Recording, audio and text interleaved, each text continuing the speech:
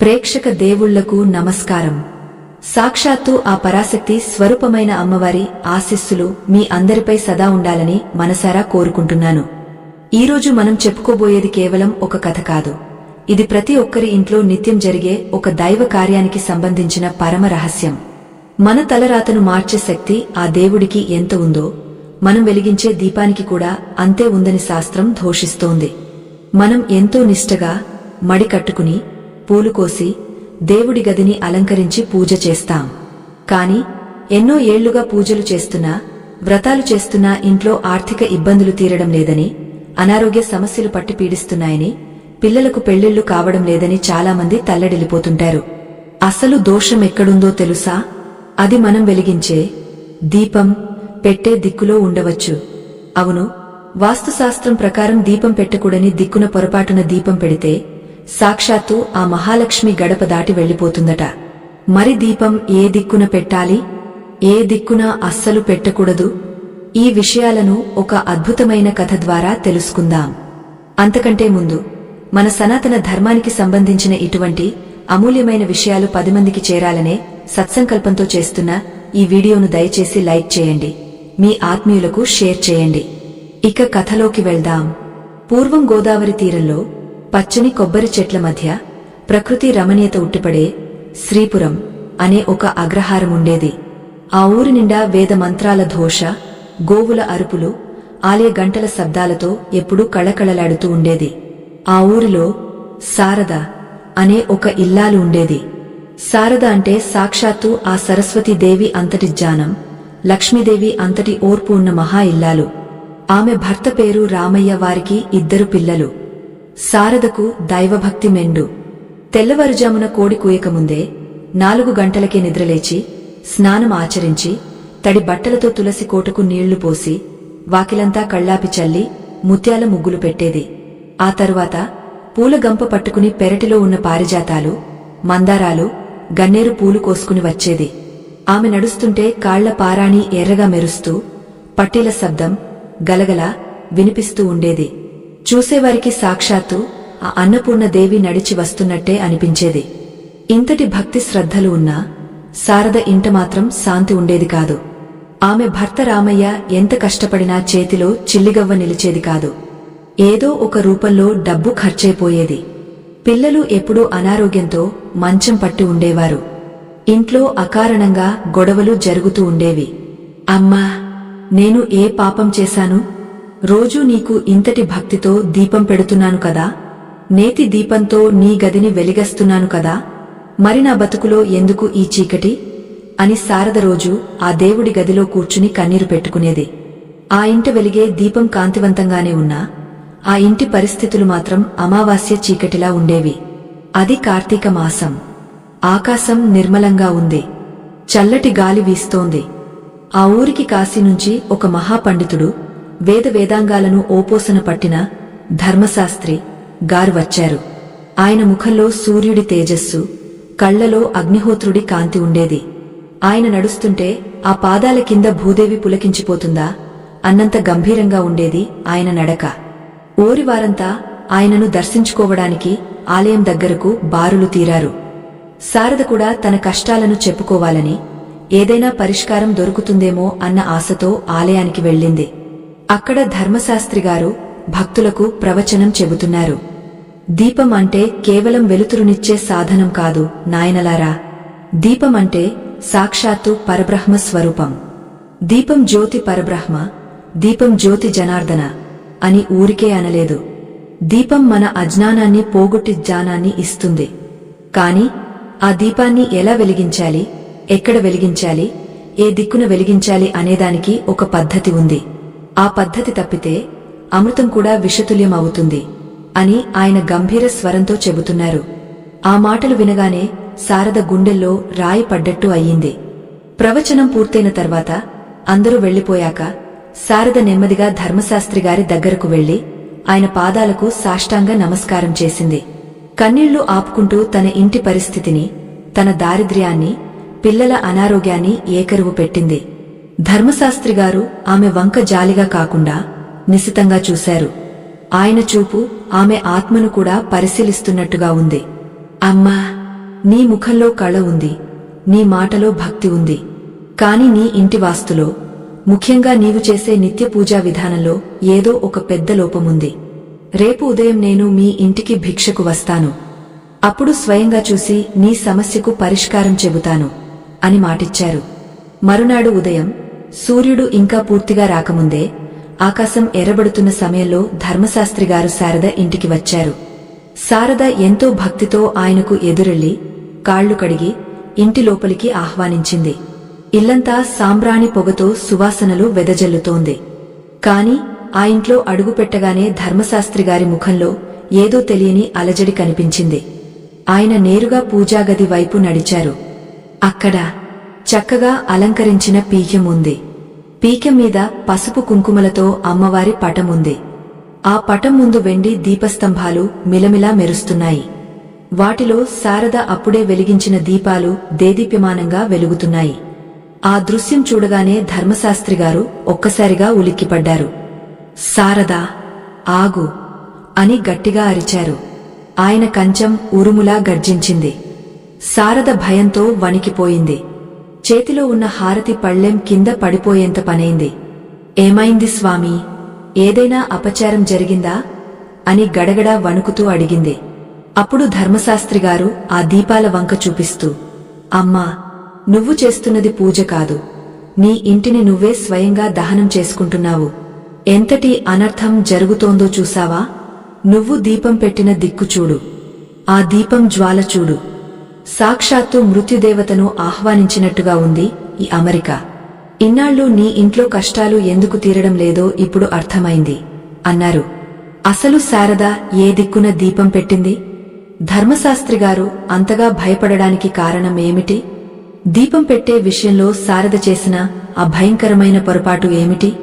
అది తెలుసుకోవాలంటే శారద చేతిలోని హారతి పళ్ళెం గజగజ వణుకుతుంటే అందులో ఉన్న కర్పూర హారతి జ్వాల కూడా గాలికి రెపరెపలాడినట్టుగా అల్లల్లాడిపోయింది. ఆమె గుండె వేగం రైలుబండి పరుగునందుకుంది. తన ఇంట్లో, తన పూజా మందిరంలో తన చేతులతో ఇన్నాళ్లు చేస్తున్న పని తన కుటుంబాన్ని నాశనం చేస్తోందని ఆ మహాపండితుడు అనేసరికి ఆమె కాళ్ల కింద భూమి కంపించినట్లయింది. ధర్మశాస్త్రిగారు ఆమె కంగారును గమనించారు. ఆయనలోని ఆవేశం మెల్లగా తగ్గి ఆ స్థానంలో ఒక బాధ్యతాయుతమైన గురువు స్వభావం మేల్కొంది. ఆయన నెమ్మదిగా శారద చేతిలోని పళ్ళెరాన్ని తీసుకుని పక్కన పెట్టారు. తన కమండలంలోని నీటిని చేతిలోకి తీసుకుని ఓం శాంతింహ శాంతింహ శాంతింహ అని మంత్రించి ఆ పూజాగది అంతా చల్లారు. ఆ నీటి బిందువులు పడగానే అప్పటి వరకు ఆ గదిలో ఉన్న ఒక రకమైన ఉక్కపోత, భయంకరమైన నిశ్శబ్ద వాతావరణం మాయమై ఒక చల్లటి గాలి వీచిన అనుభూతి కలిగింది. కూర్చో తల్లీ అని శాస్త్రిగారు అక్కడే ఉన్న చాప మీద ఆసీనులయ్యారు. శారద కన్నీళ్లు తుడుచుకుంటూ ఆయన పాదాల దగ్గర నేలమీద కూర్చుంది. ఆమె రెండు చేతులు జోడించి, స్వామీ, నాకు తెలియదు, మా అమ్మగారు ఇలాగే పెట్టేవారు.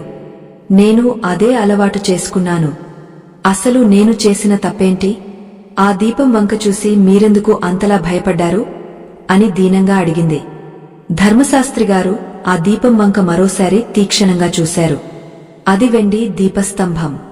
అందులో నువ్వుల నూనె పోసి 2 వత్తులు వేసి వెలిగించింది శారద. కాని సమస్య అక్కడ లేదు. శారదా, శ్రద్ధగా విను. సృష్టిలో ప్రతి వస్తువుకి ఒక శక్తి ఉంటుంది. ముఖ్యంగా అగ్నిహోత్రానికి దిక్కుల ప్రభావం చాలా ఎక్కువగా ఉంటుంది. నువ్వు దీపస్తంభాన్ని గదిలో ఏ మూల పెట్టావో చూడు. అది ఉత్తర దిక్కున ఉంది. కాని ఆ దీపం యొక్క ముఖం, అంటే ఆ జ్వాల ఎటువైపు చూస్తోంది? సరిగ్గా గమనించు అని ఆయన వేలితో చూపించారు. శారద ఆ దీపం వంక చూసింది. ఆ వత్తి సరిగ్గా దక్షిణ దిక్కు వైపుకు తిరిగి ఉంది. చూసావా తల్లీ, నువ్వు దీపాన్ని ఉత్తరంలో పెట్టి దాని ముఖాన్ని దక్షిణం వైపు తిప్పావు. వాస్తు శాస్త్రంలోనూ ఆగమ శాస్త్రంలోనూ దక్షిణ దిక్కు అనేది యమధర్మరాజుకు, పితృదేవతలకు సంబంధించినది. మనం ఎప్పుడైనా పెద్దలకు తర్పణాలు వదిలేటప్పుడు లేదా శ్రాద్ధ కర్మలు చేసేటప్పుడు మాత్రమే దీపాన్ని దక్షిణాభిముఖంగా పెడతాం. నిత్య పూజలో లక్ష్మీదేవిని ఆరాధించేటప్పుడు, శుభకార్యాలు జరగాలని కోరుకునేటప్పుడు దీపం ముఖం ఎప్పుడూ దక్షిణాన ఉండకూడదు అని వివరించారు శాస్త్రిగారు. శారదకు గుండె ఆగినంత పనైంది. అయ్యో అంటే ఇన్నాళ్ళు నేను మా ఇంట్లో అశుభాన్ని ఆహ్వానించానా స్వామీ అని బావురుమంది. అవును శారదా, తెలియక చేసిన నిప్పు కాలక మానదు కదా. దీపం జ్వాల దక్షిణం వైపు చూస్తుంటే ఆ ఇంటి యజమాని ఆయుష్షు క్షీణిస్తుంది. ఇంట్లో అకారణ భయాలు కలుగుతాయి. ఎంత సంపాదించినా నీళ్లలా ఖర్చయిపోతుంది. అప్పుల బాధలు పెరుగుతాయి. ముఖ్యంగా ఇంట్లోని స్త్రీలకు అనారోగ్య సమస్యలు, నడుము నొప్పులు, కాళ్ల నొప్పుల రూపంలో పట్టి పీడిస్తాయి. నీ ఇంట్లో జరుగుతున్నది అదే కదా అని ఆయన అడిగేసరికి శారద అవునన్నట్టు తల ఊపింది. ఆమె కళ్లలో పశ్చాత్తాపం కొవ్వొత్తిలా కరిగిపోతోంది. కేవలం దిక్కు మాత్రమే కాదు శారదా, శాస్త్రిగారు తన ఉపన్యాసాన్ని కొనసాగించారు. చాలామంది ఇళ్లలో పడమర దిక్కున దీపం పెడుతుంటారు. పడమర దిక్కున దీపం పెడితే ఏమవుతుందో తెలుసా? అది శని స్థానం. అక్కడ దీపం పెడితే విపరీతమైన శ్రమ, ఎంత కష్టపడినా ఫలితం దక్కకపోవడం, కుటుంబ సభ్యుల మధ్య కలహాలు వస్తాయి. ఇవన్నీ చిన్న చిన్న విషయాలే అనిపిస్తాయి కాని రోజు జరిగే ఈ క్రియ మన ఇంటి ప్రాణశక్తిని పూర్తిగా మార్చేస్తుంది. ఆయన చెబుతుంటే ఆ గదిలోని గాలి కూడా శ్రద్ధగా వింటున్నట్టు అనిపించింది. కిటికీలోంచి వచ్చే సూర్యకిరణాలు ఆ దీపం మీద పడి మెరుస్తున్నాయి. స్వామీ, మరి ఇప్పుడు నేనేం చేయాలి? నా తప్పును ఎలా సరిదిద్దుకోవాలి?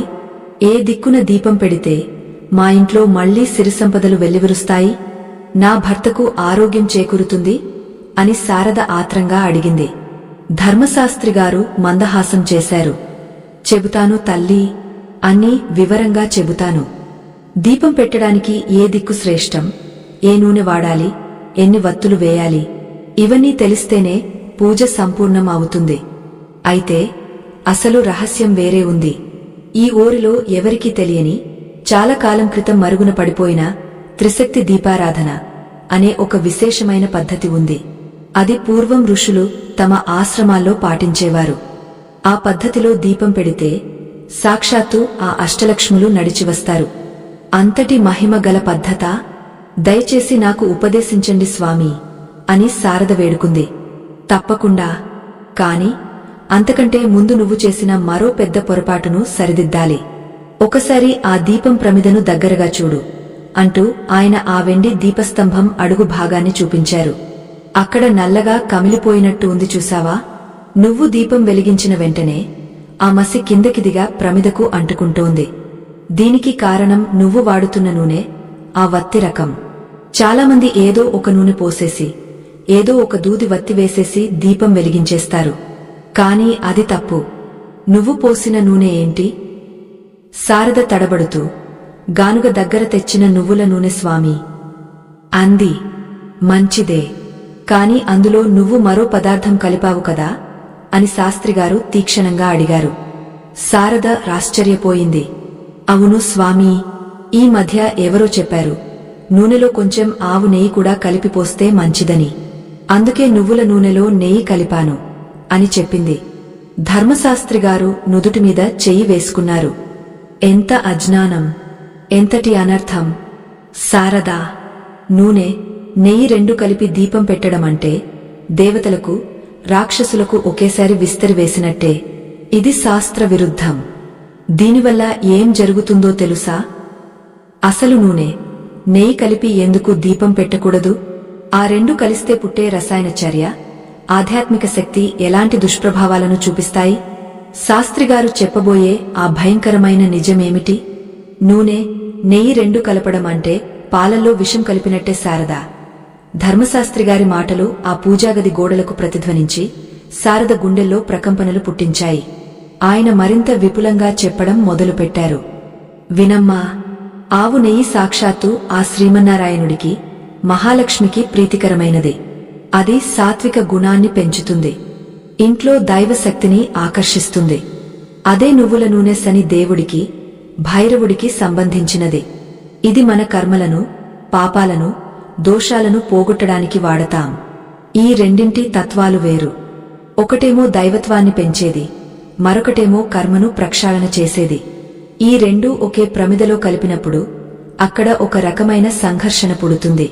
ఆ జ్వాల నుంచి వచ్చే పొగలో కూడా ఒక తెలియని ఆందోళన ఉంటుంది. అది పీల్చినప్పుడు ఇంట్లోని వారి మనసుల్లో చిరాకు, కోపం, అశాంతి కలుగుతాయి.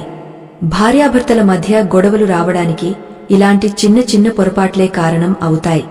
ఆ మాటలు వింటుంటే శారదకు కళ్ల వెంట నీళ్లు తిరిగాయి. నిజమే స్వామీ, మా ఆయన ఆఫీసు నుంచి రాగానే ఏ చిన్న విషయానికో నామీద అరుస్తుంటారు. పిల్లలు కూడా ఎప్పుడూ చికాకుగా ఉంటారు. నేను ఇన్నాళ్లు అది వాళ్ల తప్పు అనుకున్నాను, కాని ఆ తప్పు నా అజ్ఞానంలోనే ఉందని ఇప్పుడు అర్థమవుతోంది అని పశ్చాత్తాపంతో కుమిలిపోయింది. బాధపడకు తల్లి, తెలుసుకుని సరిదిద్దుకోవడమే ప్రాయశ్చిత్తం. ఇకపై ఎప్పుడూ ఈ తప్పు చేయకు. అయితే కేవలం నెయ్యి మాత్రమే వాడితే చాలా ఖరీదు అవుతుంది అనుకుంటే నువ్వుల నూనెతో దీపం పెట్టు. కాని ప్రత్యేకమైన పర్వదినాల్లో మాత్రం ఆవు నేతితో దీపం వెలిగించు. అంతేగాని రెండు కలపకు అని శాస్త్రిగారు సముదాయించారు. శారద వెంటనే లేచి ఆ వెండి ప్రమిదను తీసుకుని పెరట్లోకి వెళ్లి శుభ్రంగా కడిగి తడి లేకుండా తుడిచి మళ్లీ పీకెం మీద పెట్టింది. అందులో స్వచ్ఛమైన నువ్వుల నూనె పోసింది. ఆమె చేతులు వణుకుతుంటే శాస్త్రిగారు ఆమెను గమనిస్తూనే ఉన్నారు. నూనె పోసిన తర్వాత శారద పక్కనే ఉన్న డబ్బాలోంచి ఒక వత్తి, దూదివత్తి తీసి నూనెలో వేయబోయింది. ఆగు! మళ్లీ శాస్త్రిగారి గొంతులో హెచ్చరిక. శారద ఉలిక్కిపడి వెనక్కి చూసింది. మళ్లీ ఏం తప్పు చేశాను స్వామీ? శారదా, అసలు నీకు దీపారాధనలో కనీస నియమాలు ఎవరు నేర్పించలేదు? నువ్వు చేతిలో పట్టుకున్నది ఒకే ఒక్క వత్తి కదా, ఏక వత్తితో దీపం పెట్టకూడదని నీకు తెలియదా అని ఆయన ఆశ్చర్యంగా అడిగారు. ఒక వత్తి పెడితే ఏమవుతుంది స్వామీ? వెలుగు వస్తుంది కదా అమాయకంగా అడిగింది శారద. ధర్మశాస్త్రిగారు నిట్టూర్చారు. వెలుగు వస్తుంది, కాని దాంతోపాటు అరిష్టం కూడా వస్తుంది. మన హిందూ ధర్మంలో ఏక వత్తి, ఒకే పుల్ల లేదా ఒకే వత్తి కేవలం అశుభ కార్యాలకు, ఎవరైనా చనిపోయినప్పుడు పెట్టే దీపానికి మాత్రమే వాడతారు. మంగళకరమైన ఇంట్లో, లక్ష్మీదేవి కొలువుండాల్సిన ఇంట్లో ఎప్పుడూ ఒకే వత్తి వేయకూడదు. అది ఒంటరితనానికి, దారిద్ర్యానికి సంకేతం. అందుకే ఇంట్లో స్త్రీలు దీపం పెట్టేటప్పుడు ఎప్పుడూ 2 వత్తులు తీసుకుని వాటిని అరచేతిలో పెట్టి ఒకటిగా నలిపి అప్పుడు ప్రమిదలో వేయాలి. అలా 2 వత్తులను ఒకటిగా చేయడం అంటే భార్యాభర్తల అన్యోన్యానికి, జీవాత్మ పరమాత్మల కలయికకు సంకేతం. అలా చేస్తేనే దాంపత్యం బాగుంటుంది, వంశం వృద్ధి చెందుతుంది. శారద వెంటనే మరో వత్తిని తీసుకుని రెండింటిని కలిపి కొత్త వత్తిని తయారు చేసింది. ఆ పని చేస్తుంటే ఆమె మనసులో ఏదో తెలియని భారం దిగిపోయినట్టు అనిపించింది. ఇన్నాళ్లు తన భర్తకు తనకు మధ్య ఉన్న దూరం ఆ విడివిడి వత్తుల వల్లేనేమో అనిపించింది. సరే, ఇప్పుడు అసలు విషయానికి వద్దాం అంటూ శాస్త్రిగారు పీకెం దగ్గరకు జరిగారు. ఇందాక నువ్వు దీపాన్ని ఉత్తరంలో పెట్టి దక్షిణం వైపు తిప్పావు కదా, అది మహాపాపం అని చెప్పాను. మరి ఏ దిక్కున పెట్టాలి? ఆ గదిలో నిశ్శబ్దం ఆవహించింది. బయట కాకి అరుపులు కూడా ఆగపోయినట్టున్నాయి. దీపం పెట్టడానికి అత్యంత శ్రేష్టమైన దిక్కు తూర్పు. తూర్పు అనేది సూర్యుడి స్థానం, ఇంద్రుడి స్థానం. మనం తూర్పు దిక్కున దీపం పెట్టి ఆ దీపం జ్వాల తూర్పు వైపు చూసేలా ఉంచితే ఆ ఇంట్లో ఆరోగ్య సమస్యలు మటుమాయం అవుతాయి. ముఖ్యంగా కళ్లకు సంబంధించిన సమస్యలు, నరాల బలహీనతలు తగ్గుతాయి. పిల్లలకు చదువు బాగా వస్తుంది. సమాజంలో గౌరవం పెరుగుతుంది. ఇది మొదటి నియమం. కాని స్వామీ, శారద ఏదో అడగబోయి ఆగపోయింది. పర్లేదు అడుగు తల్లీ. మాకు డబ్బు సమస్యలు ఎక్కువగా ఉన్నాయి కదా, మరి తూర్పున పెడితే డబ్బు వస్తుందా అని సంకోచిస్తూ అడిగింది. ధర్మశాస్త్రిగారు చిరునవ్వు నవ్వారు. మంచి ప్రశ్న వేశావు. ఐశ్వర్యం కావాలంటే, అప్పులు తీరాలంటే, లక్ష్మీ కటాక్షం కలగాలంటే దీపం ఉత్తరం దిక్కున పెట్టాలి. కాని ఇక్కడ ఒక మెలిక ఉంది. ఉత్తరంలో దీపం పెట్టమన్నాను కదా అని ప్రమిదను తీసుకెళ్లి ఉత్తరం గోడకు ఆనించి పెట్టకూడదు. ప్రమిదను ఎప్పుడు పీకెం మధ్యలోనూ లేదా తూర్పు వైపున ఉంచి ఆ వత్తి ముఖాన్ని మాత్రం ఉత్తరం వైపు తిప్పాలి. అంటే నువ్వు దేవుడికి నమస్కారం చేసేటప్పుడు నీ ఎడమ చేతి వైపు ఆ దీపం జ్వాల ఉండాలన్నమాట. ఉత్తరం కుబేరుడి స్థానం. కుబేర స్థానం వైపు దీపం చూస్తుంటే ధనానికి లోటు ఉండదు. శారద ఆసక్తిగా వింటోంది.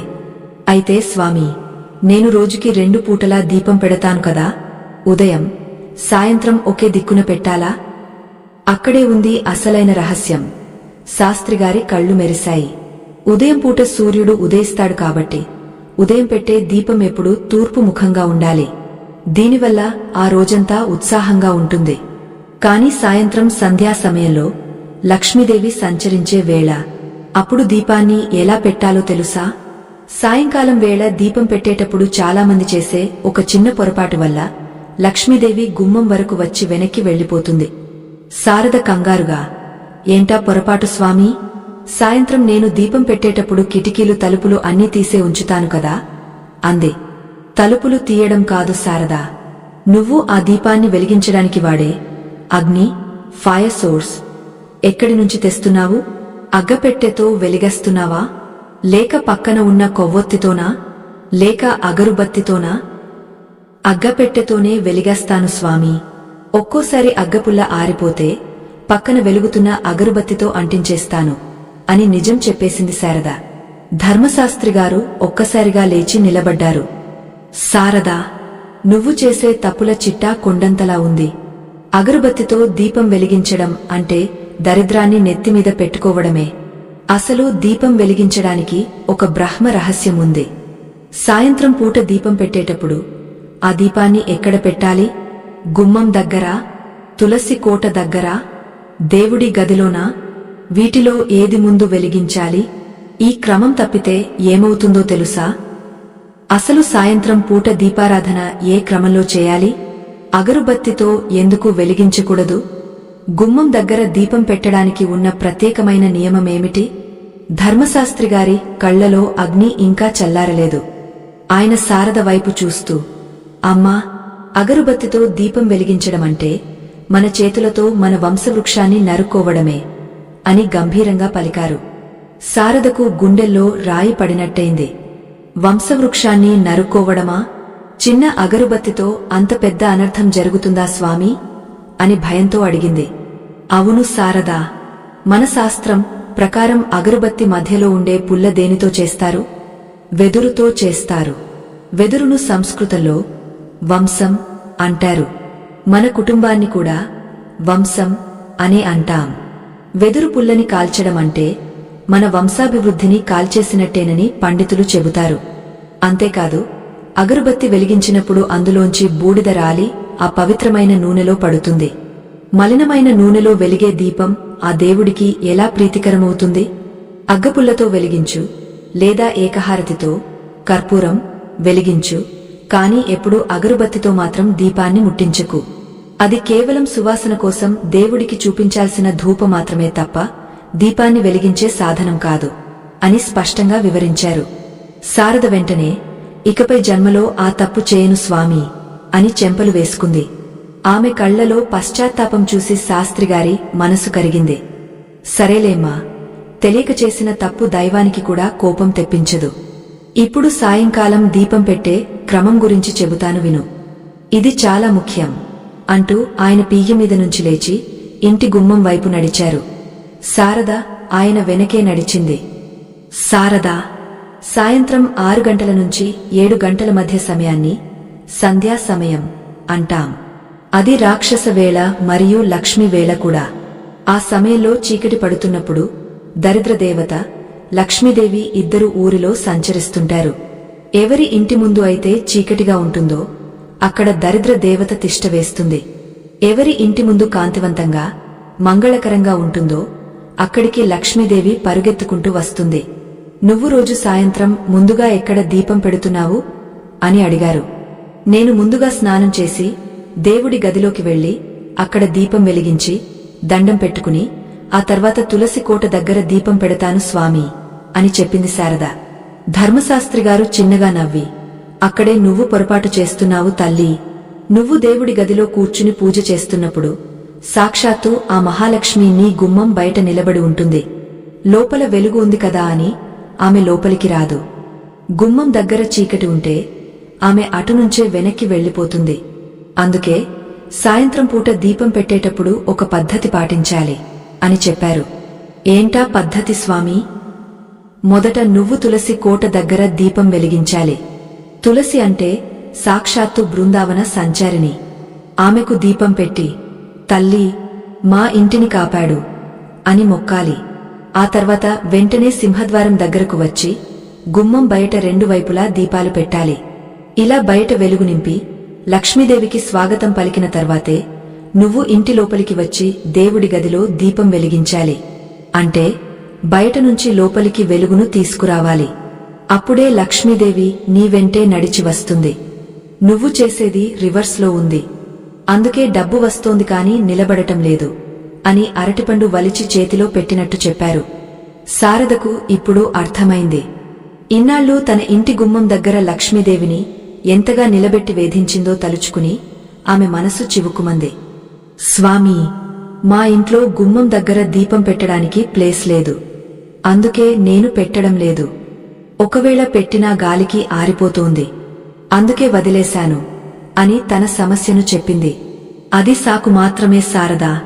మనసుంటే మార్గం ఉంటుంది. గాలికి ఆరిపోతే గాజు గ్లాసులో దీపం పెట్టు, లేదా గుడు కట్టించు. కాని గుమ్మం దగ్గర దీపం లేకుండా ఇల్లు ఉండకూడదు. అయితే గుమ్మం దగ్గర దీపం పెట్టేటప్పుడు చాలామంది స్త్రీలు చేసే ఒక భయంకరమైన తప్పు ఉంది. ఆ తప్పు చేస్తే ఆ ఇంటి యజమాని అకాల మృత్యువు పాలవుతాడు, లేదా కోలుకోలేని ఆస్తి నష్టాలు వస్తాయి అని ఆయన హెచ్చరించారు. శారద ఉలిక్కిపడింది. అమ్మో, అంత పెద్ద తప్పా? ఏంటది స్వామీ? శాస్త్రిగారు గుమ్మం దగ్గరకు వెళ్లి గడపను చూపిస్తూ, చాలామంది ఆడవాళ్లు హడావిడిగా మట్టి ప్రమిదలను తెచ్చి నేరుగా నేలమీదో గడపమీదో పెట్టేస్తారు. గుర్తుపెట్టుకో శారదా, దీపాన్ని ఎప్పుడూ నేరుగా నేలమీద పెట్టకూడదు. భూదేవి ఆ వేడిని భరించలేదు. అది ఆమెకు శాపం అవుతుంది. కనీసం ఒక చిన్న తమలపాకు వేసి దానిమీద ప్రమిద పెట్టు, లేదా ఒక చిన్న ప్లేటులో బియ్యం పోసి దానిమీద పెట్టు, లేదంటే కనీసం పువ్వులైనా కింద వేసి వాటిమీద దీపం పెట్టు. దీపానికి ఆసనం వేయకుండా పెడితే ఆ పుణ్యం నీకు దక్కదు, పైగా పాపం చుట్టుకుంటుంది. అలాగే స్వామీ, ఇకపై ప్లేటులోనే పెడతాను. మరి ఆ గుమ్మం దగ్గర పెట్టే దీపం ఏ దిక్కున చూడాలి? లోపల దేవుడి గదిలో అయితే తూర్పు, ఉత్తరం అని చెప్పారు. మరి గుమ్మానికి ఏ రూలుంటుంది అని అడిగింది. ఈ ప్రశ్నకు ధర్మశాస్త్రిగారి ముఖం ఒక్కసారిగా గంభీరంగా మారింది. ఆయన కళ్ళు పెద్దవి చేశారు. శారదా, నువ్వు అడిగిన ఈ ప్రశ్న ₹1,00,00,000 విలువైనది. ఎందుకంటే లోపల దేవుడి గదిలో దీపం ఎలా పెట్టినా పర్లేదు కాని సింహద్వారం దగ్గర పెట్టే దీపం జ్వాల చూసే దిక్కు మారితే నీ తలరాతే మారిపోతుంది.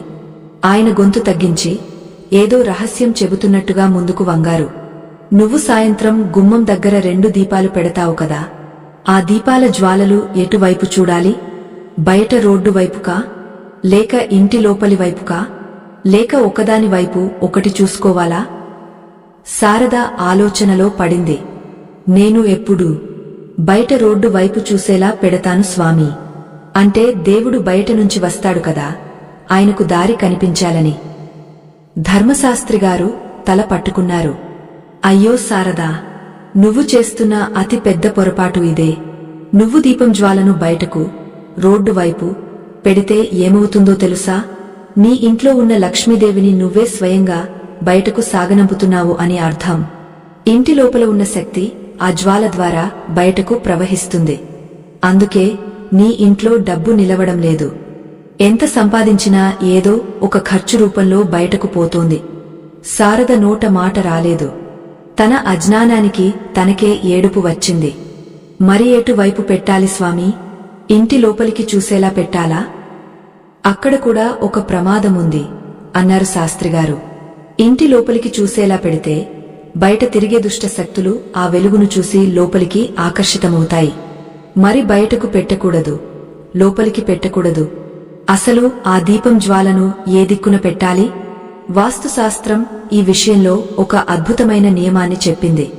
అదే దిక్పాలక ఆవాహన. అంటే గుమ్మం దగ్గర దీపం పెట్టేటప్పుడు ఆ వత్తులను ఒక ప్రత్యేకమైన కోణంలో ఉంచాలి.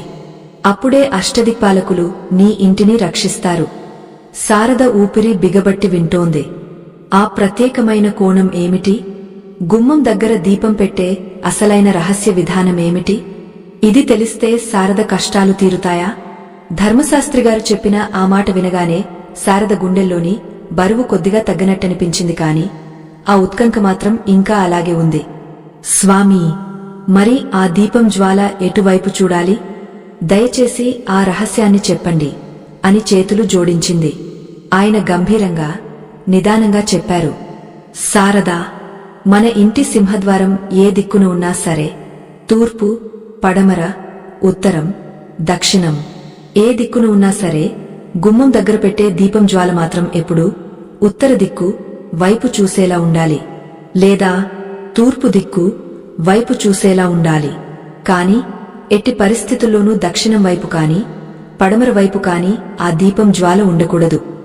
శారదకు కొంచెం అయోమయంగా అనిపించింది.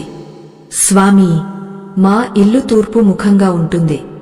నేను బయట నిలబడి దీపం పెడితే అది లోపలికి చూస్తే పడమర అవుతుంది, బయటకు చూస్తే తూర్పు అవుతుంది కదా, మరి ఉత్తరం వైపు ఎలా పెట్టాలి? ధర్మశాస్త్రిగారు చిరునవ్వుతో ఒక చిన్న పిల్లవాడికి చెప్పినట్టు వివరించారు. అమ్మా, నువ్వు దీపాన్ని గుమ్మం మధ్యలో పెట్టవు కదా, గుమ్మానికి ఇటువైపు అటువైపు అంటే గడపకు రెండు చివర్లలో పెడతావు. అవునా? అప్పుడు నువ్వు ఆ ప్రమిదను ఎలా తిప్పాలంటే అందులో ఉన్న వత్తి ఉత్తరం వైపు చూసేలా ఉండాలి. అంటే మన ఇంటికి ఐశ్వర్యాన్ని ఇచ్చే కుబేరుడు ఉత్తరాన ఉంటాడు. మనం సాయంత్రం వేళ, ఓ కుబేరా, మా ఇంటికి రా, ఓ మహాలక్ష్మి, మా ఇంట్లో స్థిరపడు అని ఆహ్వానిస్తూ ఆ కాంతిని ఉత్తరం వైపు ప్రసరింపజేయాలి. అలా ఉత్తరం వైపు చూసే దీపం అయస్కాంతం ఇనుమును లాగినట్టుగా ధనాన్ని, బంగారాన్ని ఆకర్షిస్తుంది. ఒకవేళ గాలి ఎక్కువగా ఉండి ఉత్తరం వైపు పెట్టడం కుదరకపోతే కనీసం తూర్పు వైపు చూసేలా అయినా పెట్టు. కాని పొరపాటున కూడా దక్షిణం వైపు చూసేలా పెడితే యమధర్మరాజుకు ఆహ్వానం పలికినట్టే. ఆయన మాటలు విన్న వెంటనే శారద పరుగు పరుగున వెళ్లి గుమ్మం దగ్గర ఉన్న అగరుబత్తి బూడిదను శుభ్రం చేసింది. పెరట్లోంచి 2 అరటి ఆకులు కోసుకువచ్చి వాటిని చిన్న ముక్కలుగా చేసి గడపకు 2 వైపులా వేసింది. వాటిమీద 2 మట్టి ప్రమిదలు పెట్టి నువ్వుల నూనె పోసి 2 వత్తులు వేసి భక్తిగా ఉత్తరం వైపు చూసేలా దీపాలు వెలిగించింది. ఆమె ఆ పని పూర్తి చేయగానే అప్పటి వరకు వీస్తున్న వేడిగాలి తగ్గి ఒక చల్లటి, ఆహ్లాదకరమైన గాలి వీచడం మొదలైంది. ఆ దీపాల కాంతిలో శారద మొహం కళకళలాడిపోయింది. అది చూసి ధర్మశాస్త్రిగారు సంతృప్తిగా తల ఊపారు. బాగుంది శారదా, ఇప్పుడు నీ ఇంటికి రక్షణ కవచం ఏర్పడింది. ఇక ఆ దరిద్ర దేవత నీ గుమ్మం దాటి లోపలికి రాలేదు. సరే, ఇక అసలు ఘట్టానికి వద్దాం. నీ కష్టాలన్నీ తీరిపోవాలంటే, నీ భర్త సంపాదన పెరగాలంటే, నీ పిల్లలు ఆరోగ్యంగా ఉండాలంటే మనం చెప్పుకున్న త్రిశక్తి దీపారాధన చేయాలి. దీనికి సిద్ధమేనా అని అడిగారు. సిద్ధం స్వామీ, మీరు ఏం చెబితే అది తెస్తాను అంది శారద ఉత్సాహంగా. సరే, అయితే జాగ్రత్తగా విను. ఈ త్రిశక్తి దీపారాధన అంటే సామాన్యమైన పూజ కాదు. ఇందులో మనం 3 అమ్మవార్లను, మహాకాళి, మహాలక్ష్మి, మహాసరస్వతి స్వరూపాలను ఒకే పీఠంపై ఆవాహన చేస్తాం. దీనికోసం నీకు 3 వేర్వేరు నూనెలు, 3 వేర్వేరు రకాల ప్రమిదలు కావాలి అని చెప్పారు. శారద వంటగదిలోకి వెళ్లి ఒక పళ్ళెం, కొన్ని గిన్నెలు తెచ్చిపెట్టుకుంది. శాస్త్రిగారు చెప్పడం మొదలుపెట్టారు. మొదట నీకు 3 మట్టి ప్రమిదలు కావాలి. వెండివి, ఇత్తడివి వద్దు. అమ్మవారికి మట్టి అంటేనే మహా ఇష్టం. ఎందుకంటే మట్టిలో భూదేవి సారముంటుంది. ఆ 3 ప్రమిదలను పసుపు, కుంకుమలతో అలంకరించు. ఇప్పుడు మొదటి ప్రమిదలో నువ్వుల నూనె పోయాలి. ఇది మహాకాళి స్వరూపం. మనలో ఉన్న బద్ధకాన్ని, శత్రువుల బాధను, నరదిష్టిని, అప్పుల బాధను పోగొట్టే శక్తి నువ్వుల నూనెకు ఉంది. దీన్ని ఎడమ వైపు పెట్టాలి. రెండవ ప్రమిదలో స్వచ్ఛమైన ఆవు నెయ్యి వేయాలి. ఇది మహాలక్ష్మి స్వరూపం. ఆవు నెయ్యితో వెలిగే దీపమున్న చోట అష్టైశ్వర్యాలు సిద్ధిస్తాయి. మనసు నిర్మలంగా మారుతుంది. ఇది మధ్యలో ఉండాలి. ఇక 3వ ప్రమిదలో, ఇదే అత్యంత కీలకం శారదా. చాలామందికి తెలియక దీనిని వదిలేస్తారు. కాని ఆరోగ్య సమస్యలు ఉన్న ఇంట్లో, పిల్లలకు జబ్బులు చేస్తుంటే, వంశం నిలబడాలంటే ఖచ్చితంగా ఈ నూనె వాడాలి. అదే ఆముదం. ఆముదం మహాసరస్వతి స్వరూపం మరియు దాంపత్యానికి, వంశవృక్షానికి ప్రతీక. ఈ ఆముదపు దీపాన్ని కుడివైపు పెట్టాలి. శారద ఆశ్చర్యంగా వింటోంది. స్వామీ, ఆముదం చాలా చిక్కగా ఉంటుంది కదా, అది త్వరగా వెలగదు కదా? అవును, అందుకే ఆముదపు దీపం పెట్టడానికి ఓపిక కావాలి. ఆ ఓపికే నీకు విజయాన్ని ఇస్తుంది. అయితే శారదా, ఈ 3 దీపాలను వరసగా పెట్టేయకూడదు. వాటిని పెట్టడానికి ఒక జ్యామితీయ ఆకారముంది. ఆకారంలో పెడితేనే అక్కడ శక్తి పుడుతుంది. త్రిభుజాకారంలాగా పెట్టాలి.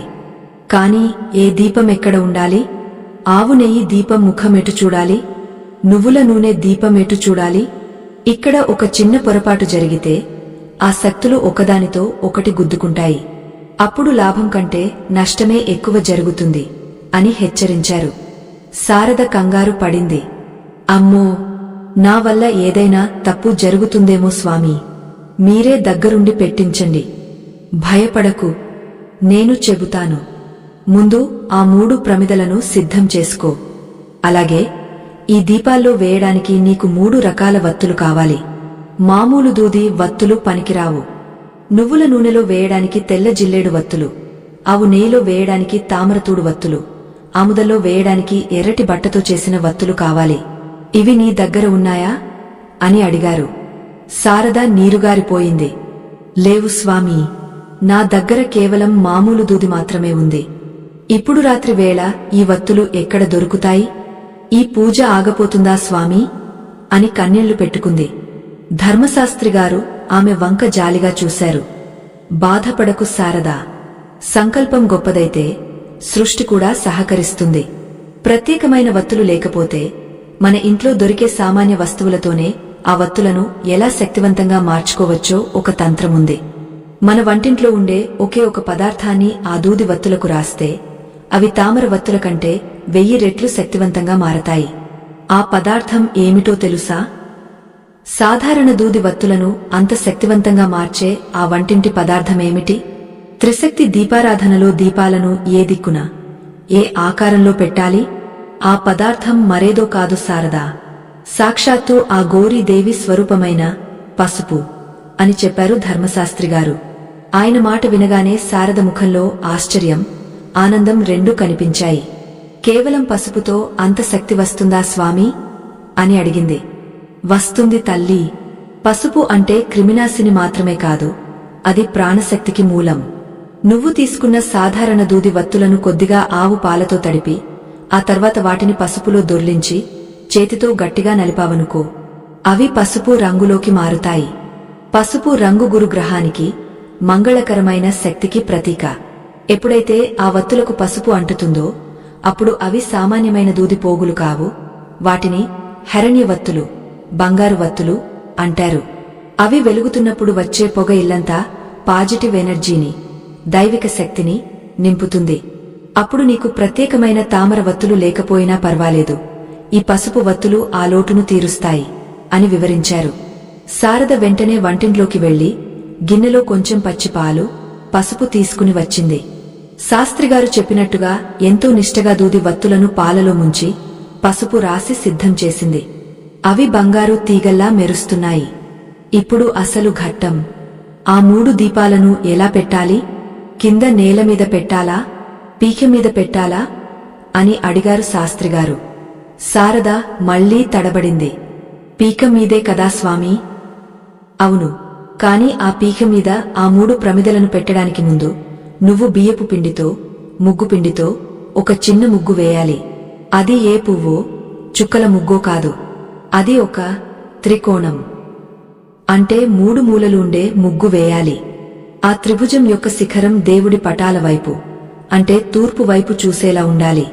వెడల్పుగా ఉండే భాగం నీ వైపు ఉండాలి అని ముగ్గు ఎలా వేయాలో వేలితో గాలిలో గీసి చూపించారు.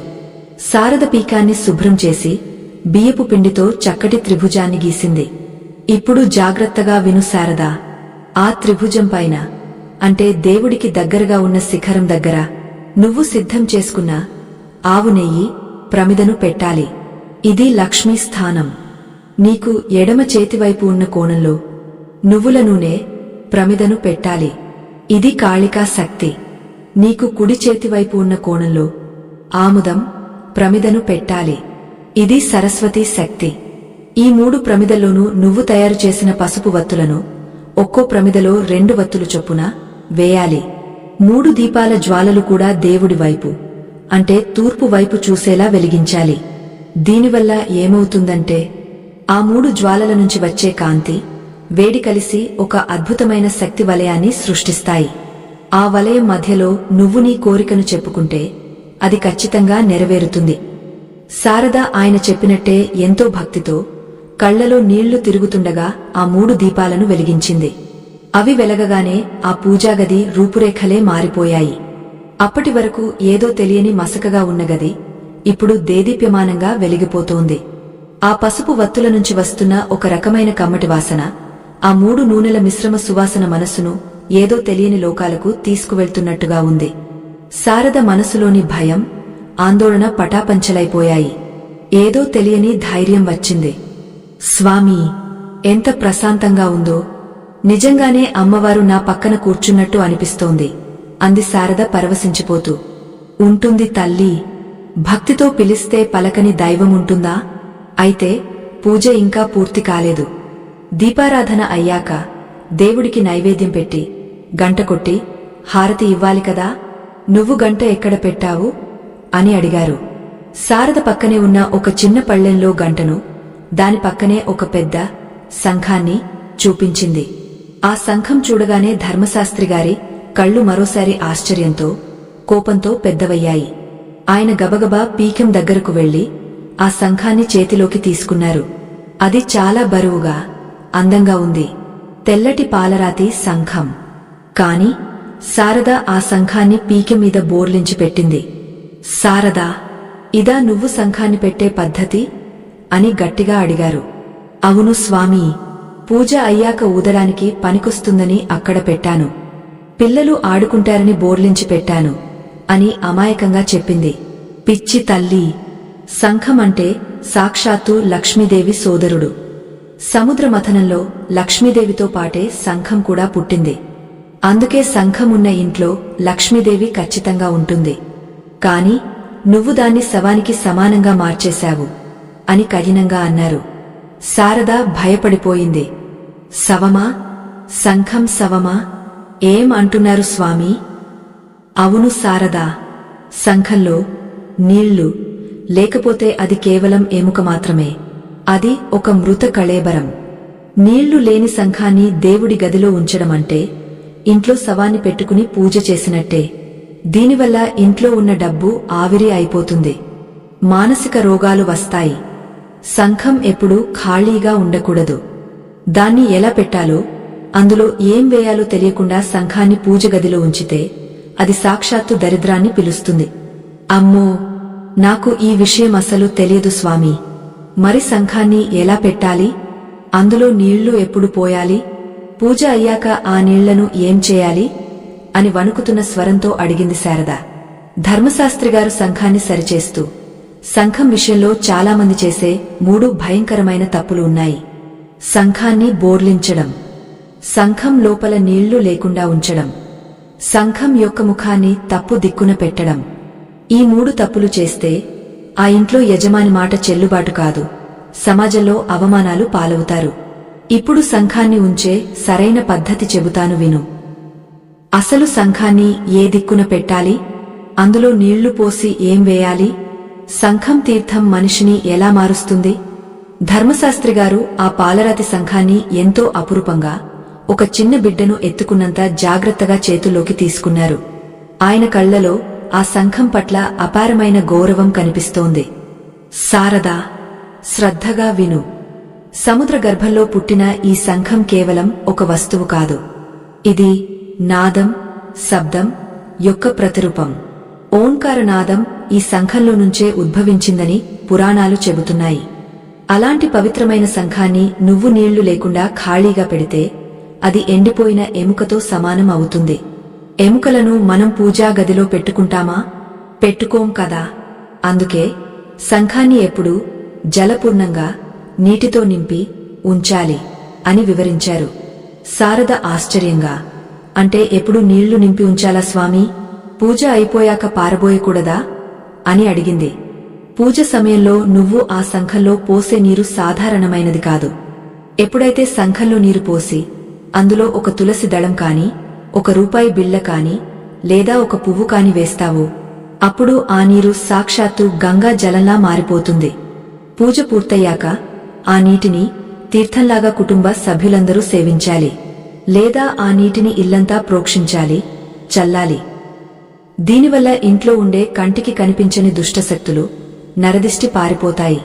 అంతేకాదు, చిన్నపిల్లలకు మాటలు సరిగా రాకపోయినా, నత్తి ఉన్నా ఈ సంఘంలో పోసిన తీర్థాన్ని రోజు ఆరగస్తే వాక్కు స్పష్టంగా మారుతుంది. సరస్వతీ దేవి కటాక్షం కలుగుతుంది. శారద వెంటనే వెళ్లి ఒక రాగి చెంబుతో నీళ్లు తెచ్చి ఆ సంఘంలో పోయబోయింది. ఆగు శారదా, శాస్త్రిగారు మళ్లీ వారించారు. ఇంకా అసలు విషయం చెప్పనేలేదు. నీ దగ్గర ఎన్ని సంఘాలు ఉన్నాయి? ఇదొక్కటే ఉంది స్వామీ. దీన్నే పూజలో దేవుడి దగ్గర పెడతాను, దీన్నే అప్పుడప్పుడు ఊదుతుంటాను అని నిజం చెప్పింది శారద. ధర్మశాస్త్రిగారు తీవ్రంగా తల అడ్డంగా ఊపారు. ఇది మహాపాపం శారదా. మన శాస్త్రం ప్రకారం ఇంట్లో 2 రకాల సంఘాలు ఉండవచ్చు. ఒకటి పూజించే సంఘం, రెండోది ఊదే సంఘం. దేవుడికి అభిషేకం చేసే సంఘాన్ని, పీక మీద పెట్టే సంఘాన్ని ఎట్టి పరిస్థితుల్లోనూ నోటితో ఊదకూడదు. ఎందుకంటే మనం ఊదినప్పుడు మన లాలాజలం దానికి తగులుతుంది. అది ఎంగలి అవుతుంది. ఎంగలి చేసిన వస్తువుతో దేవుడిని పూజిస్తామా? అపచారం కదా.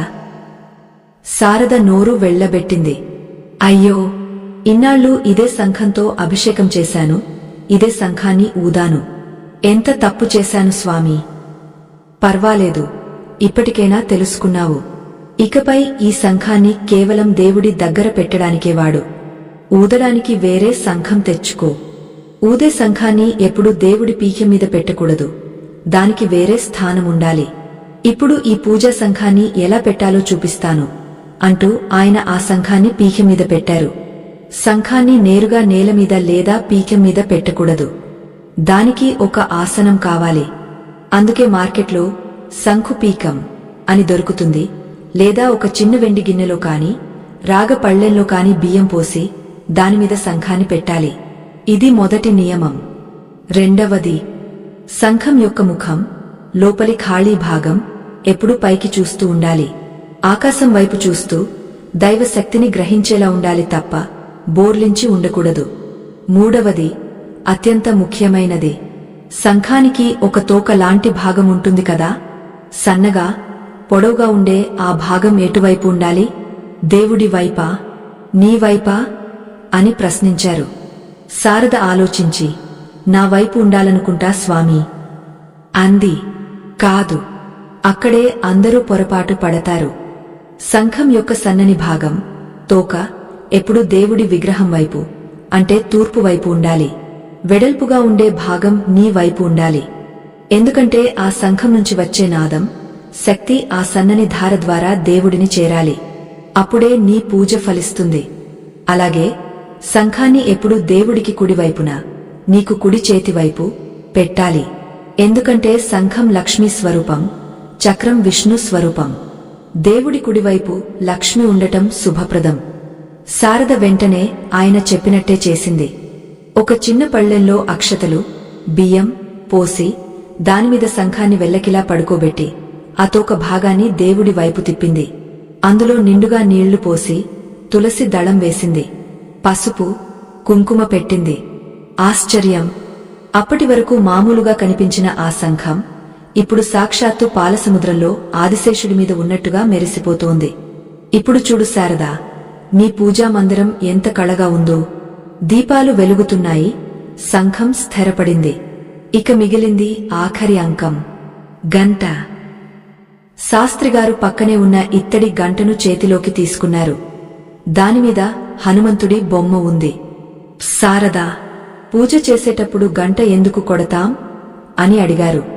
దేవుడికి వినపడాలని, మన మనసు ఏకాగ్రతగా ఉండాలని కొడతాం కదా స్వామీ అంది శారద. అది సగమే నిజం. గంట కొట్టడం వెనుక ఒక పెద్ద సైన్స్ ఉంది. గంట నుంచి వచ్చే శబ్దం ఓంకారం. ఆ శబ్దం వినగానే మన మెదడులోని ఆలోచనలన్నీ ఆగపోయి మనసు ప్రశాంతంగా మారుతుంది.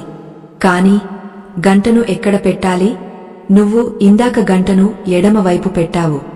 అది తప్పా ఒప్పా? శారదకు మళ్లీ భయం వేసింది. తెలీదు స్వామీ, ఏదో చేతికి అందేలా ఉంటుందని పెట్టాను. వస్తువులను మన సౌకర్యం కోసం పెట్టకూడదు తల్లి, శాస్త్రం ప్రకారం పెట్టాలి. ఆగమార్థంతు దేవానాం, గమనార్థంతు రాక్షసాం. అంటే దైవ శక్తులను ఆహ్వానించడానికి, రాక్షస శక్తులను తరిమికొట్టడానికి గంటను మోగస్తాం. అలాంటి గంటను ఎప్పుడు ఎడమ వైపునే పెట్టాలి. ఎందుకంటే మనం కుడి చేతితో పూజ చేస్తాం, హారతి ఇస్తాం, అక్షతలు వేస్తాం, ఎడమ చేతితో గంటను మోగస్తాం. కానీ ఇక్కడ ఒక చిన్న మెలిక ఉంది. గంటను కింద పెట్టేటప్పుడు నేరుగా చెక్క మీదో నేల మీదో పెట్టకూడదు. దానికి కూడా ఒక ఆసనం కావాలి. ఎందుకంటే ఆ గంటలో సకల దేవతలు ఉంటారు. గంట నాలుకలో సరస్వతి, ముఖంలో బ్రహ్మ, పొట్టలో రుద్రుడు ఉంటారు. అలాంటి గంటను నేలమీద విసిరేస్తే దేవతలను అవమానించినట్టే. శారద వెంటనే గంటను తీసుకుని దానికి కూడా ఒక చిన్న పళ్ళెం ఏర్పాటు చేసింది. స్వామీ, మరి గంటను ఎలా మోగించాలి? గట్టిగా మోగించాలా, నెమ్మదిగానా? చాలా మంచి ప్రశ్న. గంటానాదం ఎలా ఉండాలంటే అది కర్ణకచోరంగా గణగణ అని భయపెట్టేలా ఉండకూడదు. అది ఒక సంగీతంలా లయబద్ధంగా ఉండాలి. హారతి ఇచ్చేటప్పుడు గంట మోగించే విధానం వేరు, నైవేద్యం పెట్టేటప్పుడు మోగించే విధానం వేరు. ముఖ్యంగా పూజ పూర్తి కాగానే గంటను ఎట్టి పరిస్థితుల్లోనూ బోర్లించి పెట్టకూడదు. చాలామంది హారతి ఇచ్చేశాక గంట పని అయిపోయింది కదా అని బోర్లించేస్తారు. అలా చేస్తే నువ్వు చేసిన పూజ ఫలం మొత్తం ఆవిరైపోతుంది. శారద ఉలిక్కిపడింది. నిజమా స్వామీ? నేను ఎప్పుడూ బోర్లించే పెడతాను, దుమ్ము పడకూడదని. అదే అజ్ఞానం. గంటను బోర్లించడం అంటే దేవుడి నోరు మూయించడమే. ఎప్పుడూ నిటారుగానే పెట్టాలి. సరే, ఇవన్నీ సర్దుకున్నావు. దీపాలు పెట్టావు, శంఖం పెట్టావు, గంట సరిచేశావు. ఇప్పుడు ఆ దేవుడికి ఆకలి వేస్తుంది కదా, నైవేద్యం ఏం సిద్ధం చేశావు అని అడిగారు శాస్త్రిగారు. శారద గబగబా వంటింట్లోకి వెళ్లి ఒక గిన్నెలో పటిక బెల్లం ముక్కలు, కొన్ని ఎండు ద్రాక్షలు తీసుకువచ్చింది. ప్రస్తుతానికి ఇవే ఉన్నాయి స్వామీ, మహా నైవేద్యం వండలేదు అని సిగ్గుపడుతూ చెప్పింది. ధర్మశాస్త్రిగారు ఆ గిన్నె వంక చూసి నవ్వారు. శారదా, దేవుడికి నువ్వు పంచభక్ష్య పరమాన్నాలు పెట్టాల్సిన పనిలేదు. భక్తితో ఒక తులసి దళం పెట్టినా తింటాడు. కాని నైవేద్యం పెట్టేటప్పుడు ఒక ముఖ్యమైన పని చేయాలి. నువ్వు దేవుడి ముందు గిన్నె పెట్టి కళ్ళు మూసుకుని నమస్కారం చేస్తే ఆయన తినడు. ఆయనకు తినమని చెప్పడానికి ఒక ముద్ర ఉంది, ఒక మంత్రం ఉంది. అంతేకాదు, నైవేద్యం పెట్టే గిన్నెను నేరుగా నేలమీద పెడితే దాని దేవుడి కంటే ముందే రాక్షసులు లాగేసుకుంటారు. మరి నైవేద్యాన్ని ఎలా సంరక్షించాలి, దేవుడికి ఎలా తినిపించాలి? శాస్త్రిగారు చెప్పబోయే ఆ రహస్యం ప్రతి ఇల్లాలు వంటగదిలో పాటించాల్సిన నియమం. నైవేద్యం పెట్టేటప్పుడు నీళ్లు ఎందుకు చల్లాలి? ఆ చతురస్రం ఎందుకు గీయాలి? ధర్మశాస్త్రిగారు శారద చేతిలోని గిన్నెను చూసి, అమ్మా, అన్నం పరబ్రహ్మ స్వరూపం. దాన్ని మనం ఆరగించేటప్పుడు ఎంత గౌరవం ఇస్తామో, ఆ దేవాదిదేవుడికి నివేదన చేసేటప్పుడు అంతకంటే 1000 రెట్లు ఎక్కువ శ్రద్ధ ఉండాలి అని ఉపదేశం మొదలుపెట్టారు. నువ్వు గమనించావో లేదో, గుడిలో అర్చకులు నైవేద్యం పెట్టేటప్పుడు దేవుడి ముందు నీళ్లతో ఒక గడిగిస్తారు. దాన్ని మండలం అంటారు. చాలామంది ఇళ్లలో హడావిడిగా పళ్ళెం తీసుకెళ్లి నేరుగా నేలమీదో గడపమీదో పెట్టేస్తారు. అది మహా అనర్థం. ఎందుకంటే భూమి మీద కంటికి కనిపించని సూక్ష్మజీవులు, అతృప్త ఆత్మలు, రాక్షస ప్రవృత్తి గల శక్తులు తిరుగుతూ ఉంటాయి. రక్షణ లేకుండా మనం పెట్టే ఆహారాన్ని అవి పీల్చేస్తాయి. అప్పుడు ఆ ప్రసాదంలో సారముండదు, అది కేవలం పిప్పి మాత్రమే మిగులుతుంది. అందుకే నైవేద్యం పెట్టే ముందు ఆ గిన్నె పెట్టబోయే చోట నీటితో ఒక చతురస్రాన్ని 4 పలకల గడి గీయాలి. ఆ గడి లోపల నైవేద్య గిన్నెను పెట్టాలి.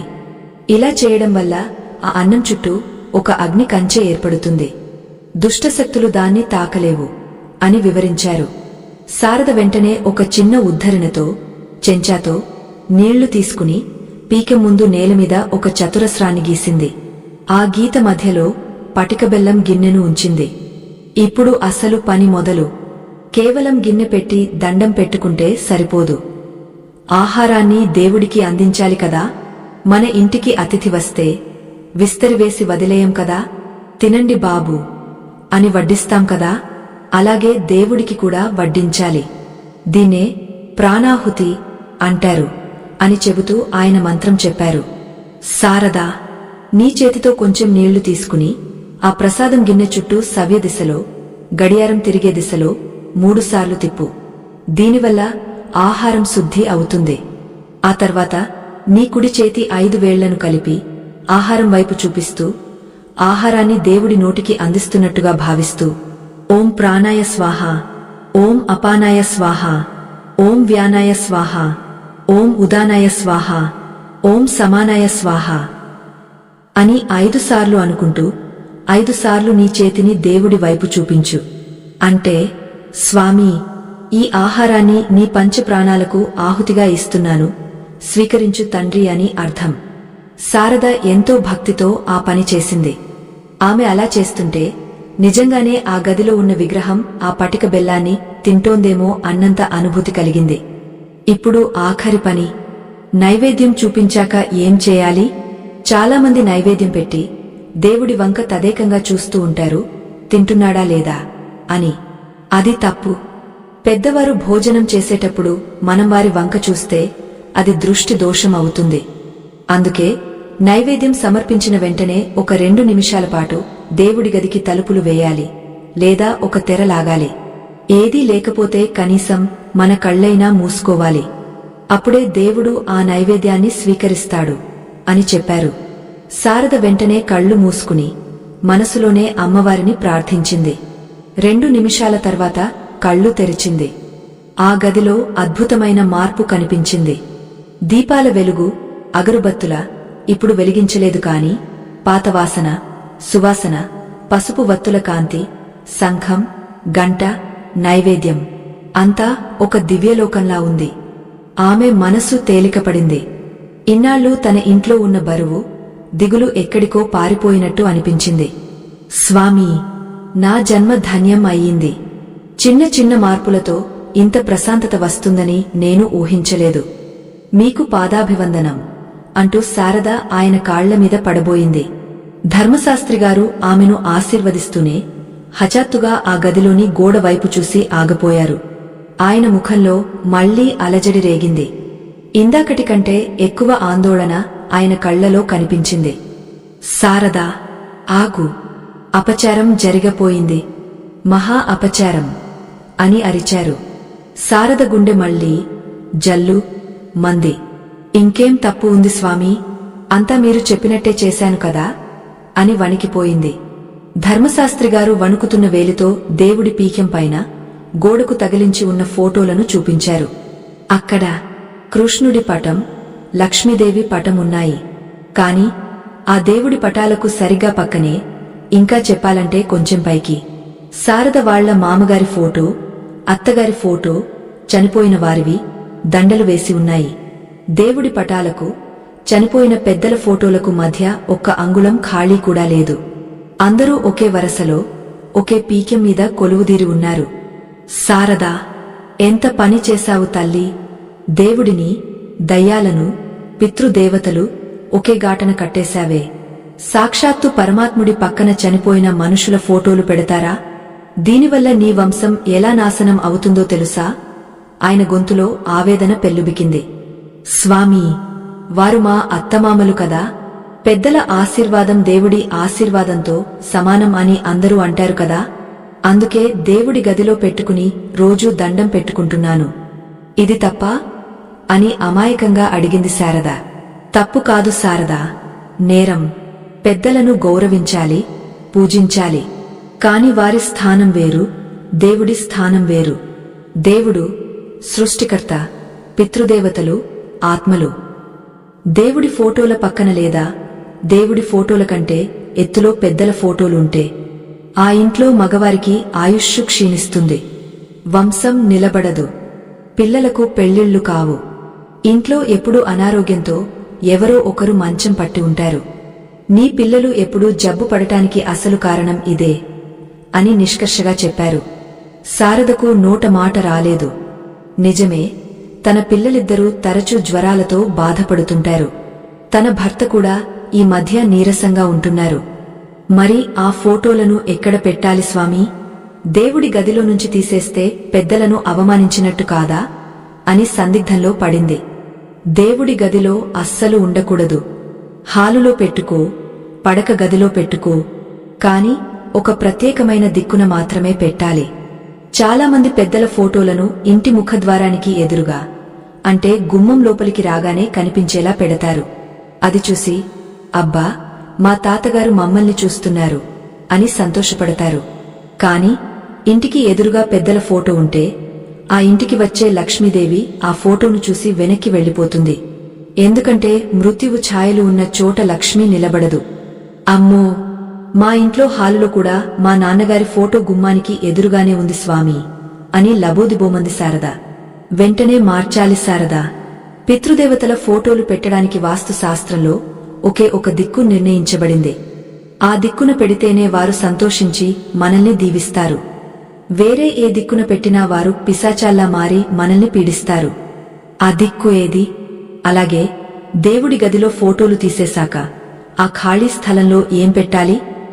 అసలు పితృదేవతల ఫోటోలు ఏ గోడకు తగిలించాలి? దక్షిణం గోడకా, ఉత్తరం గోడకా, పడమరకా? ఈ ఒక్క మార్పుతో శారద జీవితం ఎలా మలుపు తిరగబోతోంది? ధర్మశాస్త్రిగారు చెప్పిన ఆ భయంకరమైన సత్యం వినగానే శారద వెంటనే దేవుడి గదిలో ఉన్న తన అత్తమామల ఫోటోలను తీసివేసింది.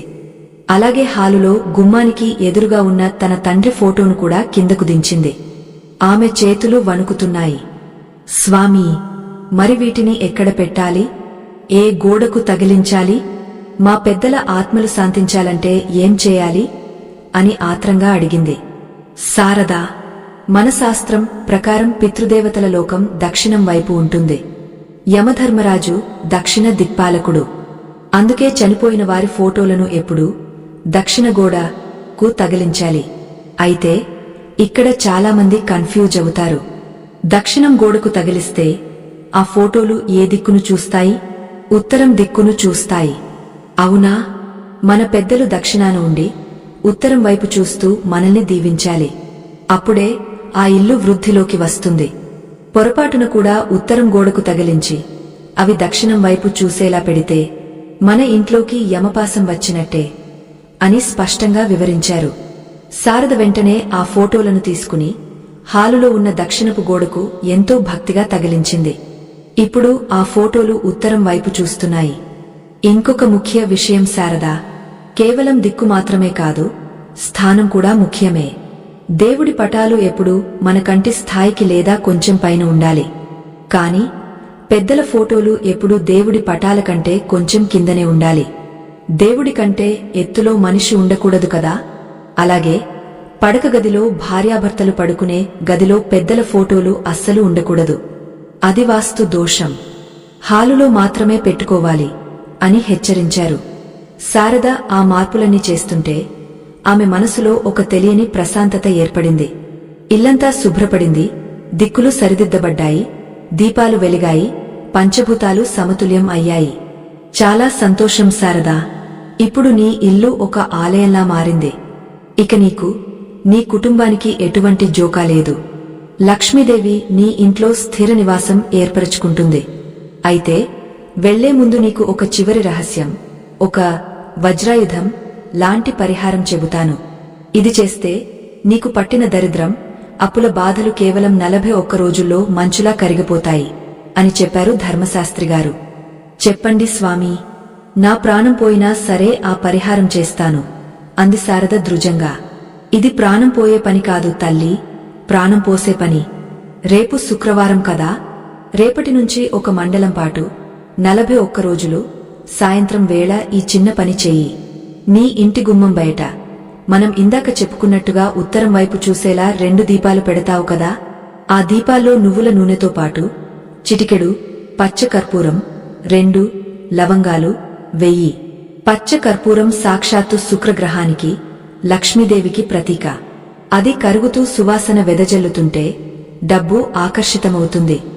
లవంగాలు ప్రతికూల శక్తులను నాశనం చేస్తాయి. ఈ 2 కలిసిన దీపం ఎవరి ఇంటి గుమ్మం ముందు వెలుగుతుందో ఆ ఇంటికి ఆపదలు రావు, అప్పుల వాళ్లు ఇంటికి రారు, ఉన్న అప్పులు తీరడానికి కొత్త మార్గాలు వాటంతటా అవే తెరుచుకుంటాయి. అంతేనా స్వామీ? ఇంత చిన్న పరిహారంతో అప్పులు తీరుతాయా? ఆశ్చర్యంగా అడిగింది శారద.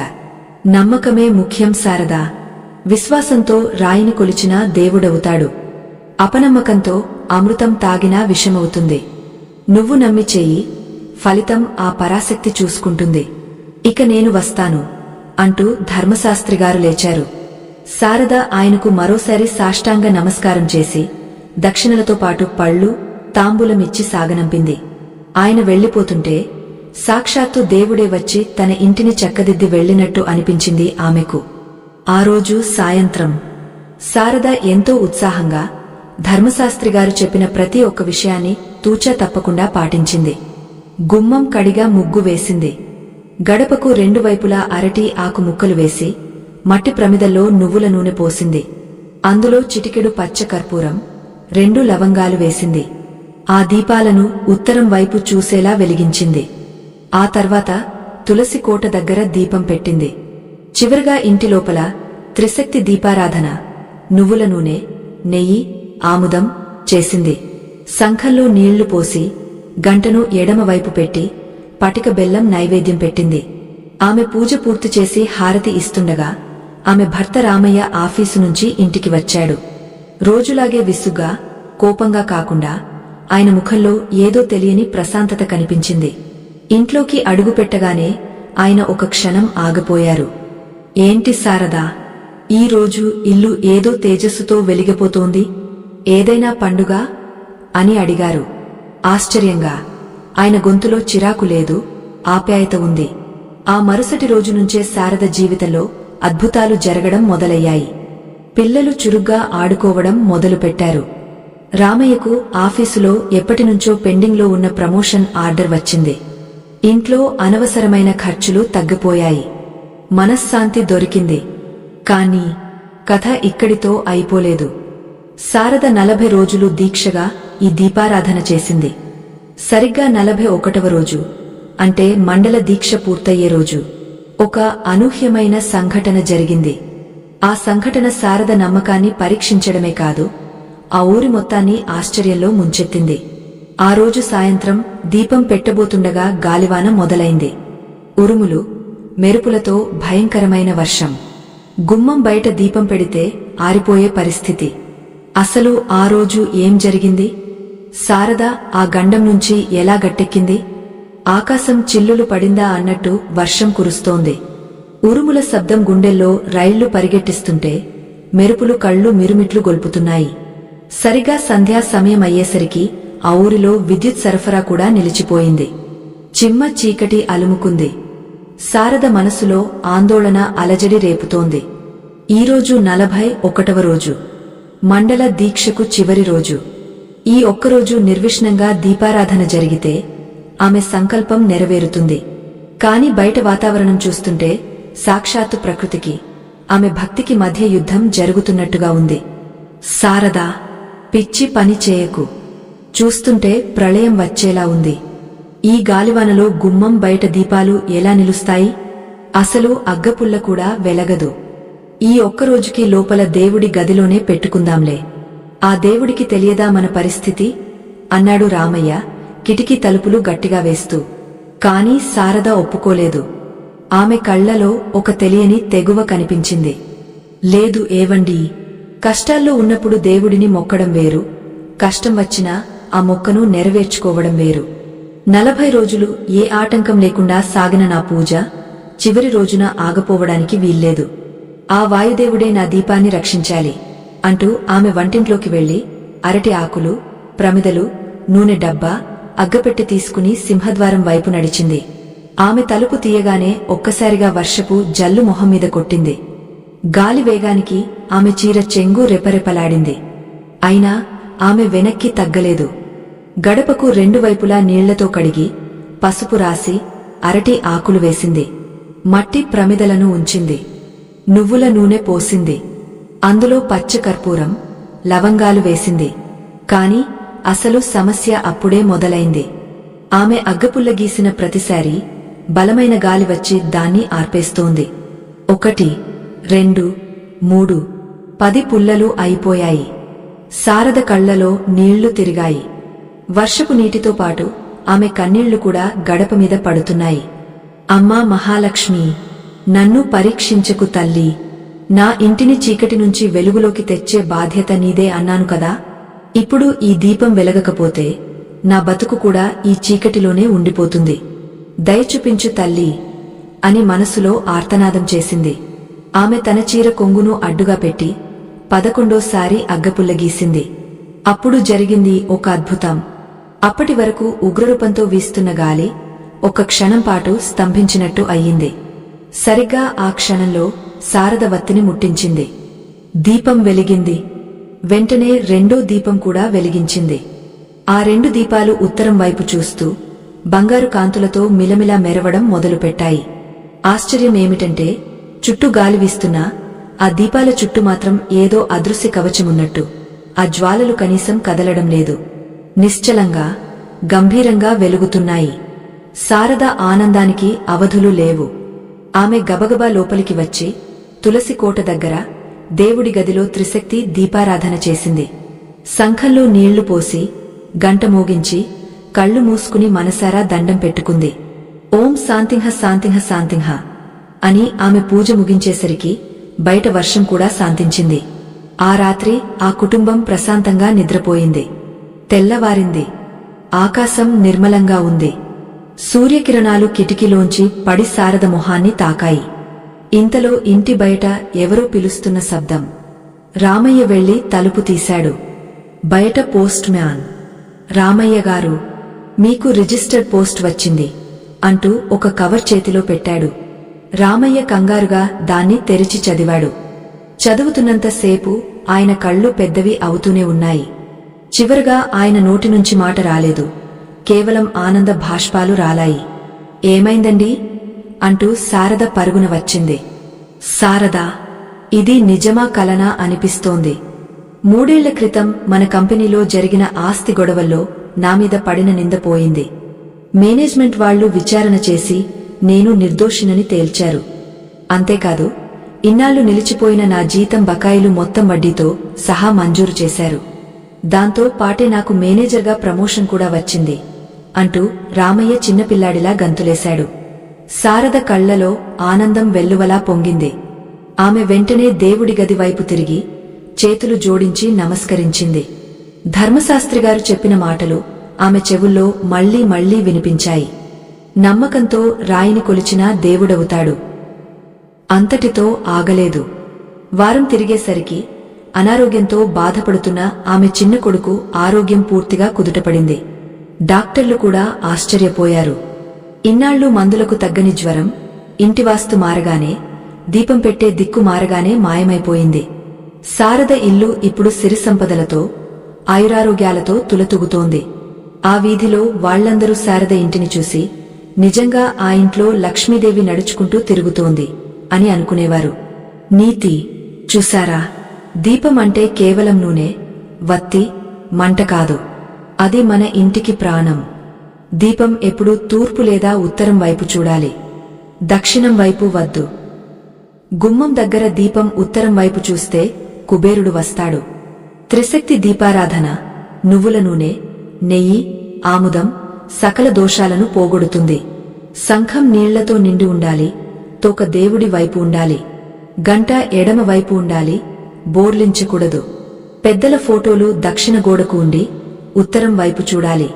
ఈ చిన్న చిన్న నియమాలు పాటిస్తే మన ఇల్లు కూడా దేవాలయం అవుతుంది. శారద కథ ద్వారా మనం నేర్చుకున్నది ఇదే. మన సనాతన ధర్మంలో ఉన్న ప్రతి ఆచారానికి ఒక పరమార్థముంది, ఒక శాస్త్రీయ కారణముంది. దాన్ని నమ్మి ఆచరిస్తే ఫలితం తప్పక దక్కుతుంది. ఈ కథ మీకు నచ్చిందా? ఇందులో ఉన్న విషయాలు మీ జీవితంలో వెలుగులు నింపాయని భావిస్తున్నాను. మా ఈ పరిశోధనకు, శ్రమకు మీ వంతు ప్రోత్సాహాన్ని అందించండి. కింద ఉన్న సూపర్ థాంక్స్ బటన్ నొక్కి లేదా ఛానల్ మెంబర్షిప్ తీసుకోవడం ద్వారా మాకు ఆర్థికంగా సహకరించండి. అప్పుడే మేము మరిన్ని అద్భుతమైన పురాణ రహస్యాలను, ధర్మ సందేహాలను ఇంతే వివరంగా మీకు అందించగలుగుతాం. ధర్మ ప్రచారానికి మీరు వేసే చిన్న సమిధ రేపటి తరానికి పెద్ద వెలుగు అవుతుంది. లోకా సమస్తా సుఖినో భవంతు. స్వస్తి.